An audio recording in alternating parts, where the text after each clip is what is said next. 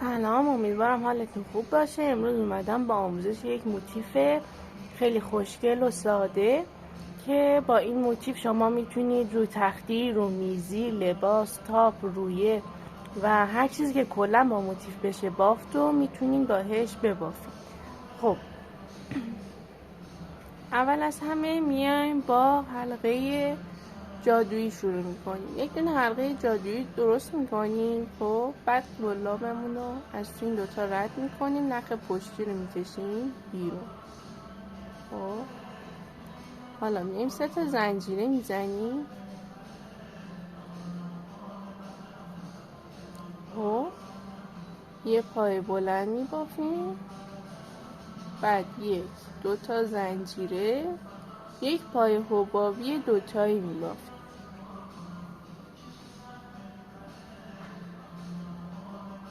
دوباره 1 2 تا زنجیره و یک پای حبابی دوتایی میبافیم.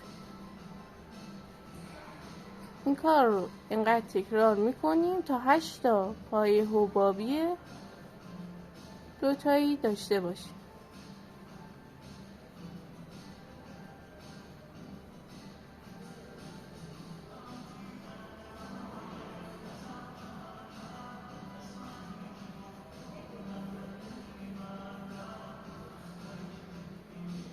اینجا 1 2 3 4 5 تا، هفتمیش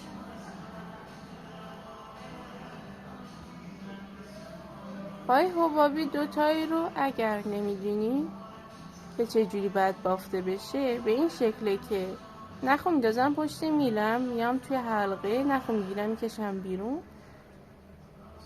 یک دوتا نخ روی میلم و یه دفعه یکی میکنم. خب بعد این نخو میذارم روی میل بمونه، دوباره نخو میندازم پشت میل، میام توی حلقه، نخ میگیرم میکشم بیرون. خب دوباره دوتا نخ اول روی قلابم دوتا یکی میکنم، با هم دیگه ردش میکنم. خب حالا دوباره نخو میگیرم و 3 تا نخ روی میلم رو با هم دیگه رد میکنم. اینجوری یک پای حبابی دوتایی ما میزنیم. خب 1 2 3 4 5 6 7 تا و اینم 8مین پایمون. خب حلقمون رو تنگ کنیم.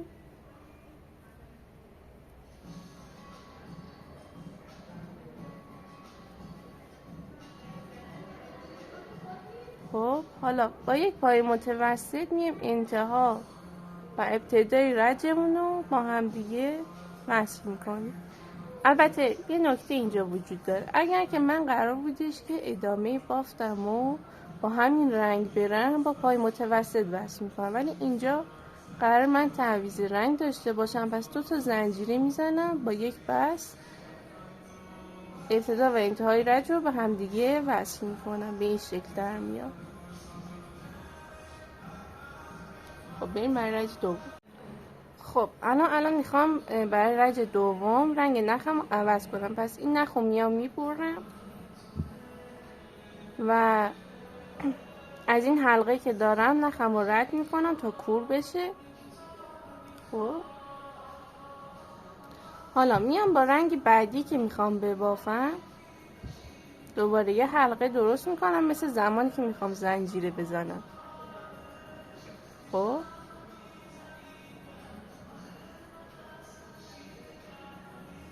قلابم از داخل حلقه در میام این حلقه رو میذارم پشت یکی از فضاهای زنجیره‌ای، قلابم داخل فضای زنجیره‌ای میکنم، این حلقه رو میگیرم میکشمش بیرون. خب 1 2 تا 3 تا زنجیره میزنم چون میخوام با بافتم با پای بلند شروع کنم.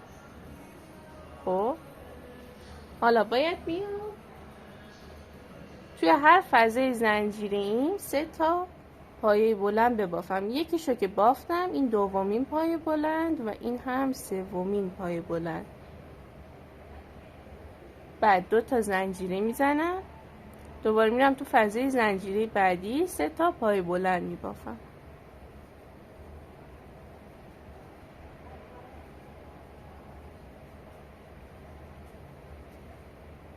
این کار برای هر فضای زنجیره‌ای تکرار میکنم تا از آخر 8 تا دسته ستایی پای بلند داشته باشم.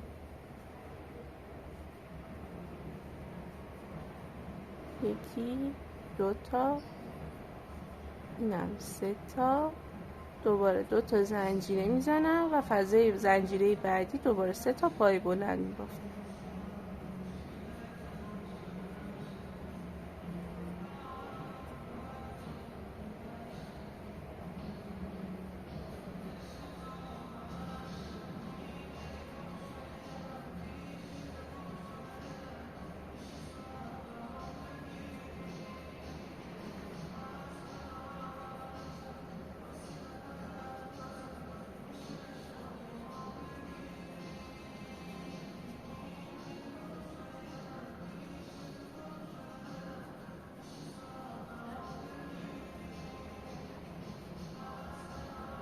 خب دوباره چون میخوام برای رج بعدی رنگ نخم رو عوض کنم، میام دوباره 2 تا زنجیره میزنم و یک بست میزنم. ولی اگه قرار بود کلا موتیفم رو تک رنگ ببافم، برای هر رج که میخواستم برم رج بعدی، مثلا از رج دوم الان میخواستم برم رج سوم، میومدم با پای متوسط بست میکردم. ولی خب الان چون رنگ نخم داره عوض میشه این کار انجام نمیده. خب تا اینجا بافتمون این شکلی شد. 2 تا زنجیره زدم و با یک بست ابتدا و انتهای رج دوم رو با همدیگه وصل کردم. خب دوباره نخم رو میبرم، از تو این حلقه ردش میکنم و میرم رنگ بعدی رو وصل میکنم. بریم برای رج سوم. خب بریم برای رج سوم. دوباره یه حلقه با رنگ نخ جدیدمون درست میکنیم. خب بعد گلابمون داخل یکی از فضای زنجیره‌ای میکنیم، حلقه رو میگیریم میکشیمش بیرون. 1 2 تا 3 تا زنجیره میزنیم. بعدش چون میخوام پای بلند ببافم، اول رجم 3 تا زنجیرمو میزنم، بعد میام شروع میکنم به بافتن. به غیر از این 3 تا زنجیره که شد اولین پایه رج سومم، میام 3 تا پای بلند دیگه هم میبافم. یعنی الان 2 تا، اینم 3 تا. خب 3 تا زنجیره میزنیم. اینجا میخوام موتیف دایرم رو مربعش کنم، پس برای همین بعد از 3 تا زنجیره میام تو همین فضای زنجیری که هستم دوباره 4 تا پای بلند میبافیم. 3 تا 4 تا. خب 2 تا زنجیره میزنم، میام تو فضای زنجیری بعدی یک پای کوتاه میبافم. دوباره 2 تا زنجیره میزنم توی فضای زنجیری بعدی، مثل قبل 4 تا پای بلند، 3 تا زنجیره و 4 تا پای بلند میبافم. 3 تا، این 4 تا، 1 2 3 تا زنجیره و دوباره 4 تا پای بلند دیگه تو همین فضای زنجیری. این کار رو تا آخر رجم تکرار میکنم. 3 تا 4. خب دوباره 2 تا زنجیره، فضای زنجیری بعدی 1 دونه پای کوتاه، 2 تا زنجیره، فضای زنجیری بعدی 4 تا پای بلند، 4 تا پای بلند، 3 تا زنجیره و 4 تا پای بلند میبافم.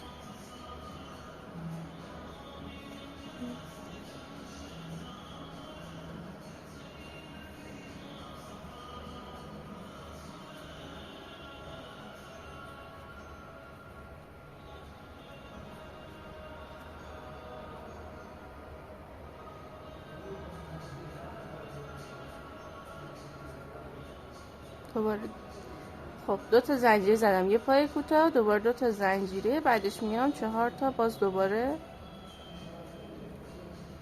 4 تا پای بلند، 3 تا زنجیره و 4 تا پای بلندم رو میبافم.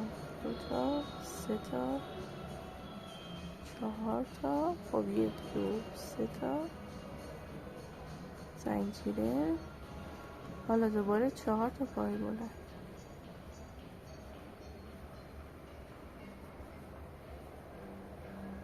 خب 2 تا زنجیره میزنم، میام تو فضای زنجیری بعدی یه پای کوتاه، 2 تا زنجیره. خب این آخرین رجی بود که بافتم دیگه. بعد میخوام نخم رو قطع کنم، پس 2 تا زنجیره میزنم، میام به اول رجم با یک دونه بست وصل میکنم. این شکلی میشه. درست شد؟ خب نخم ببرم،